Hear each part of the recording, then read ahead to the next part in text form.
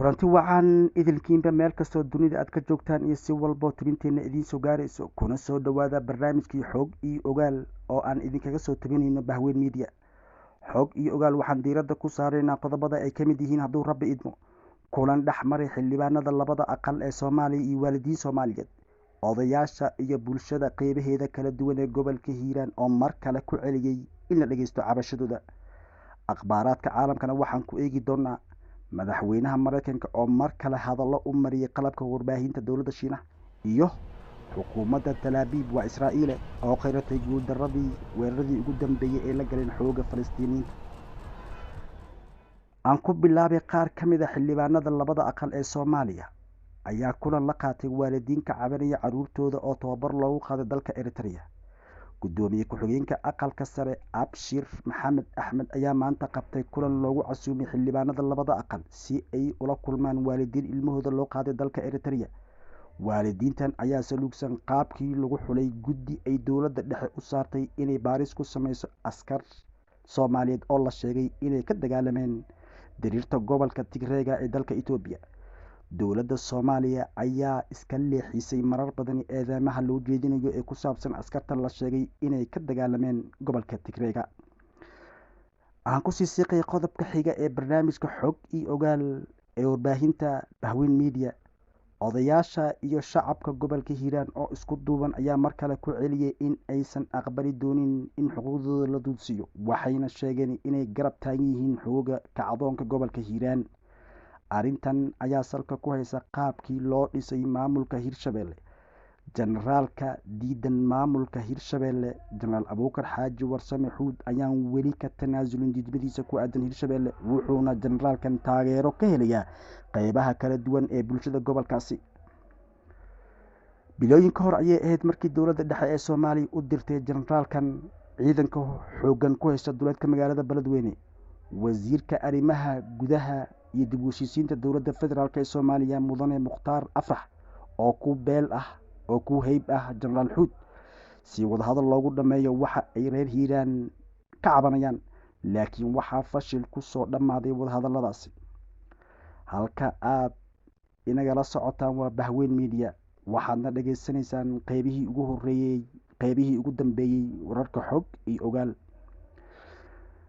akhbaaraadka caalamka haddaan eegno, madaxweynaha mareykanka oo dardar dhanka siyaasadda arrimaha dibadda mareykanka ay ka muuqato tan iyo intuu xafiiska yimid ayaa sheegay in xukuumadda washington ka go-an tahay wadajirka gaashaanbuurta neto.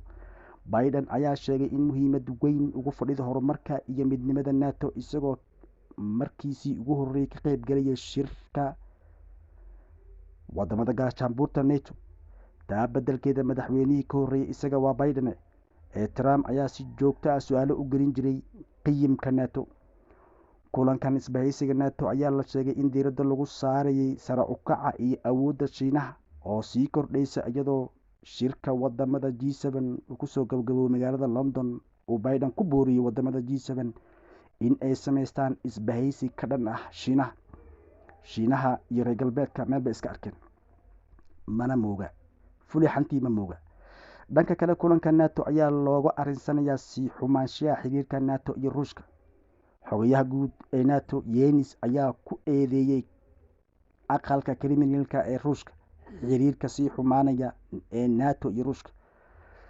haddaan eegno dhanka iyo magaalada talaabiib iyo xukuumadda israa'iil, taliyaha ciidanka qalabka sida ee israa'iil jenaraal afiif kujafi ayaa sheegay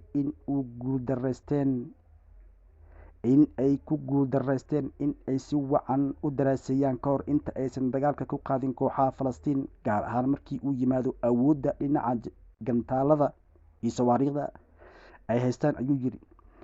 jenaraalkan oo sharaxaad ka bixinaya guuldaradii ciidankiisa isagoo tafaasiil dheeraad ahna ka bixiyay dagaalka iyaga iyo xooga hubeysan ee xamaas.